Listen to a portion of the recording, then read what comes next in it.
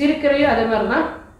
ஒவ்வொரு நாளும் 2 கைப்பிடி எடுத்து நல்லா அலசிட்டு அதில் 1 கைப்பிடி பார்லி அரிசி பார்லி அரிசி எல்லாருக்குமே தெரியும். அதுக்கப்புறம் 1 ஸ்பூன் சீரகம், 2 சிட்டிகை மஞ்சள்தூள், இது எல்லாத்தையுமே 2 டம்ளர் தண்ணியில் நல்லா கொதிக்க வச்சு இந்த சிறுகீரையை நல்லா அரிஞ்சிட்டு இந்த பார்லி அரிசி, சிறுகீரை, சீரகம், அப்புறம் மஞ்சள் தூள் இது எல்லாமே நல்லா கொதிக்க வச்சுட்டு இந்த ஜூஸை வந்து 1 டம்ளராக சுண்ட வச்ச பிறகு இந்த ஜூஸை வந்து காலையில் ஒரு தடவை, நைட்டு ஒரு தடவை குடிச்சிட்டு வந்தாலும் இதுவும் 40 டேஸில் நல்லா உடம்பு குறையிறதுக்கு நிறைய வாய்ப்பு இருக்குது. இந்த காசினி கீரையும் சிறுகீரையும் உடலில் உள்ள கொழுப்பை கரைத்து கொண்டு வரதுக்கு நிறைய சான்சஸ் இருக்குது. 40 நாள் ஏன் சொல்கிறோம் அப்படின்னா, முதல் 20 நாள் வந்து இந்த கொழுப்பை வந்து கொஞ்சம் கொஞ்சமாக தான் கரைக்கும்.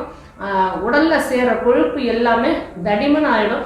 இந்த தடிமனான உள்ள கொழுப்பை கரைக்கிறதுக்கு இந்த கீரை 40 நாள் தொடர்ந்து சாப்பிட்டு வந்தால் மட்டும்தான் கொஞ்சம் கொஞ்சமாக அது கரைந்து வெளியே